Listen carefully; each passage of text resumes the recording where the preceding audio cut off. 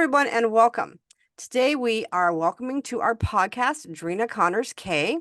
She has a long and wonderful resume, and she recently had a recommended screenplay from Extreme Screenwriting. She has won the Austin Film Festival before, the Page Contest, among others. She is a theater director. She is a producer, and welcome, Drina, and welcome to the podcast. Thank you so much. So glad to be here. Thank you. So I'd like you to tell our viewers first how you got into this business and what inspired you to go into writing, and give us a little bit of background on your history. Well, actually, I came from theater. I wound up, because of my love of writing, I wound up writing a one-act play that got produced in college, and I changed my major to theater, and I wound up being a career drama teacher for 30 years and a stage director. And so I was a playwright. A lot of the scripts I wrote were for my students. So if somebody was in a wheelchair, there was a script with a wheelchair in it, Oh, things like that. It was a beautiful experience. now the screenwriting part, are you inspired by a particular type of writing? Do you like a particular genre, and what's your process in writing? Well, actually, I'm all over the map as far as genre goes. I think I have written in every genre.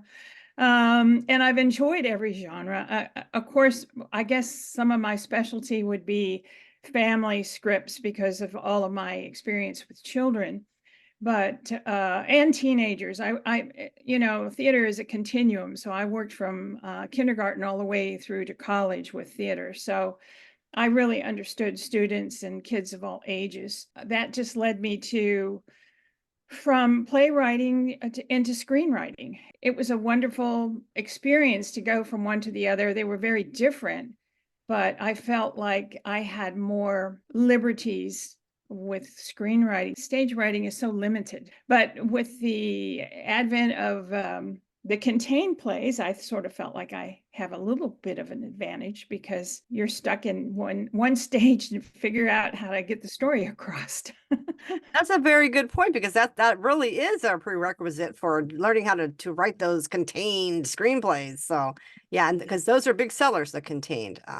So I'm curious to know about your win for the Austin Film Festival, because I've recently been talking a lot about the film festivals. I think there's a big advantage to being a finalist, or especially a winner.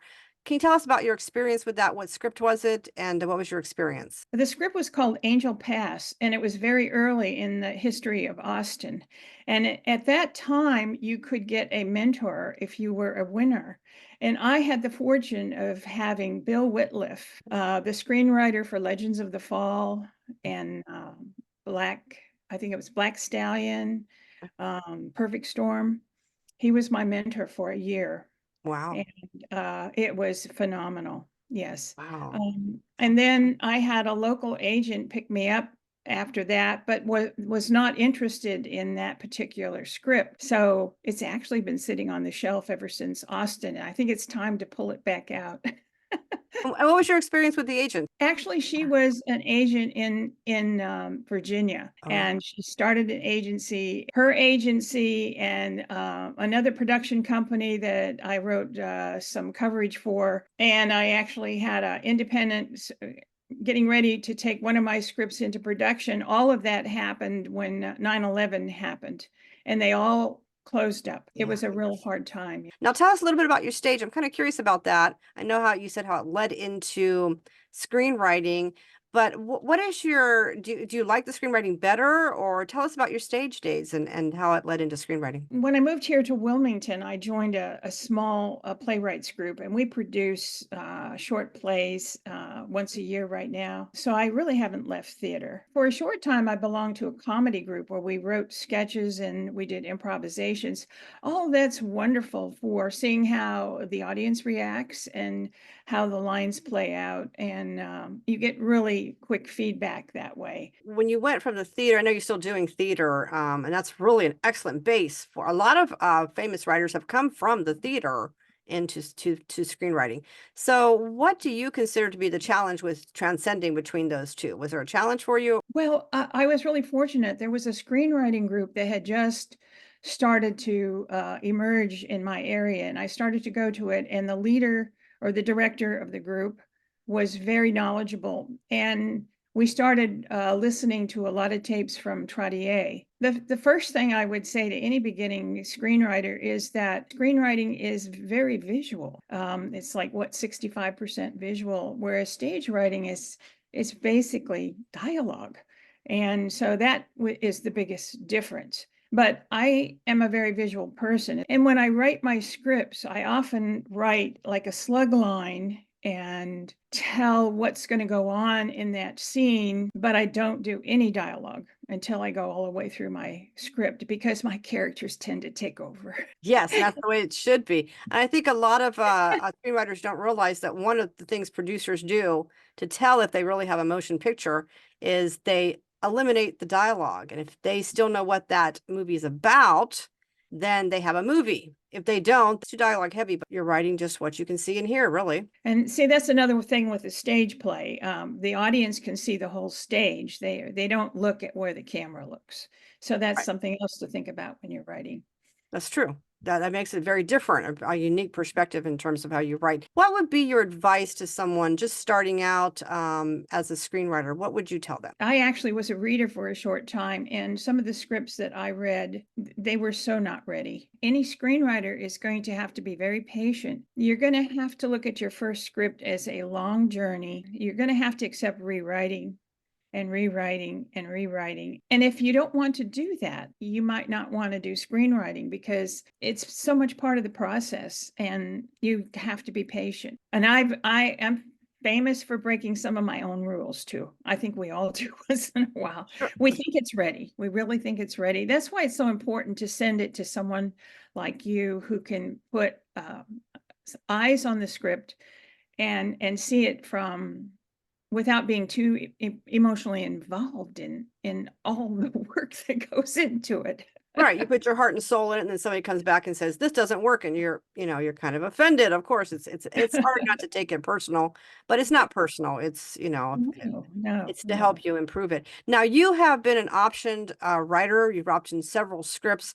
During that process, did the producer hand you those dreaded development notes, or what was your experience having optioned several projects? Actually, I have found that the independent filmmakers are actually, if they like the script, they'll sit down and talk to you. And most of the changes that I have come across are changes that might affect the budget or make the budget easier. Instead of somebody jumping out of the plane's on the ground and you're getting into the plane.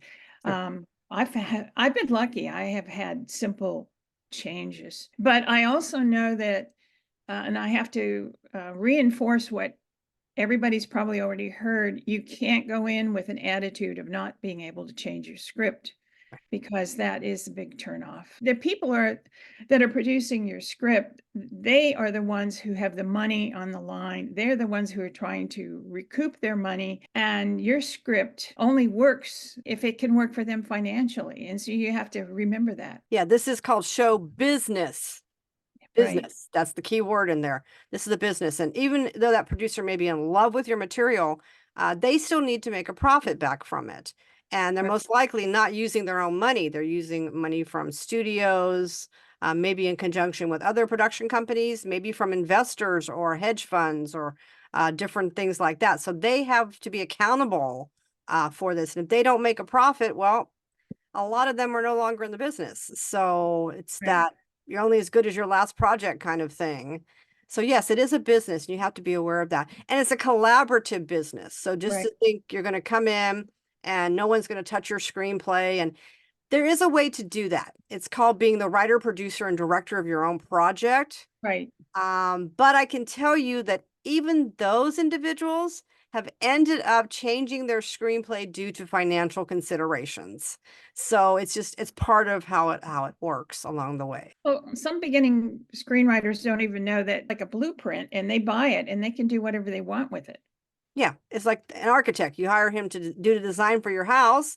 You start designing the house, and you decide you'd like the kitchen to face the east instead of the west, or Right. you make changes. So it's the same exact thing. It's really just the architectural design for a movie. Was it your experience that the producers wanted to work with you on the script, or were you just kind of, optioned and they kind of left you out of the process? What was your experience on that? Well, because I was working with independents, I felt like I was very much part of the process. But also, some of these independents that I work with were new, and they just sort of faded away, and they weren't good at communication. So, in some cases, I never knew what happened or why they disappeared. There's that thing that goes on in the industry where people sometimes just don't answer you. And full disclosure here, Drina and I were both involved on a project from 2019 called Turnover, and I was a co-producer on it. She was a producer. Drina recently had a recommend script from Extreme Screenwriting called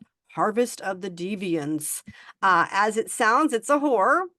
And I'll tell you something about horror. It's been done more than any other genre. It's a pretty saturated market.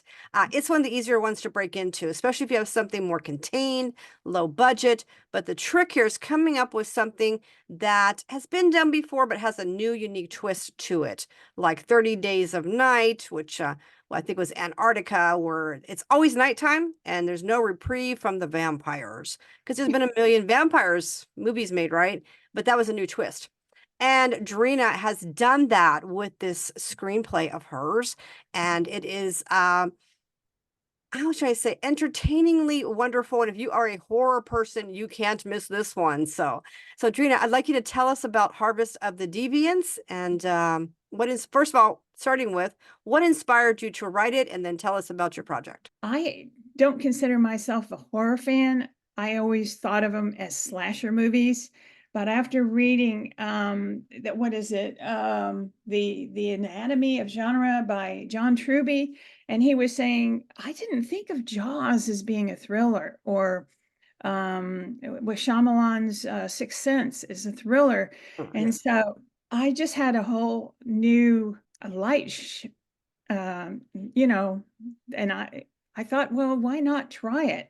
I actually wrote a monologue about a character. This was done for my playwrights, and I was so fascinated with this character who was an old lady who kept calling up, trying to confess to a murder, and no one believed her. They just thought she was a little bit kooky. And then at the end of the monologue, she asks her puppy dog whether he wants fingers or toes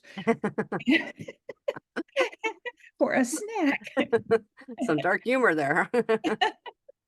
And so that is what I guess was the seed to the entire screenplay. Was I was fascinated with a character who wanted to go after a deviance and feed him to her dogs And her very big cat. and a big cat. So tell us your log line for the project. A vigilante dog kennel owner with hidden family secrets successfully removes scum from society until she ensnares an undercover federal agent who turns the tables on her deadly harvest. Yes, and she does indeed turn the tables.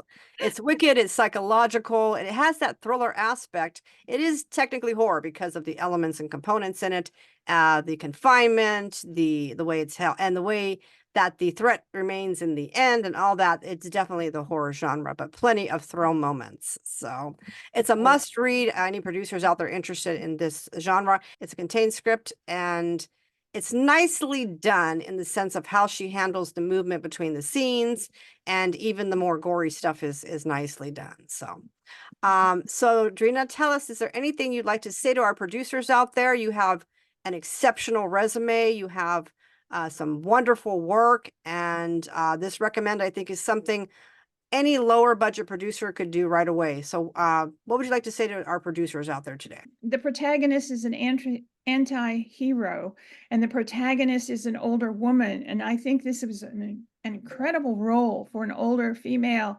And I think a producer could probably get a big name actor to play this role, because I think it's an exciting character part that they would be interested in. It could be shot anywhere because it's contained. It could be shot anywhere, any town, any rural area. So there's that advantage.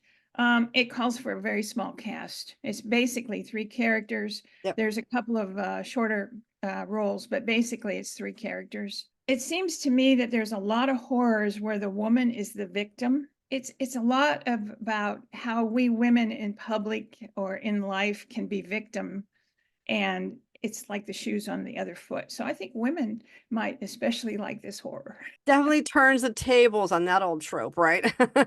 With women being the victim. This woman's definitely not the victim. So, I don't want to give it all away, but it's really a wonderful horror. It's definitely one that they can showcase for its originality. And if you're a producer out there, you definitely want to look at this if this is your genre. Even if it's not your genre, you don't want to miss this one. Okay, so we thank you, Drina, for being with us today.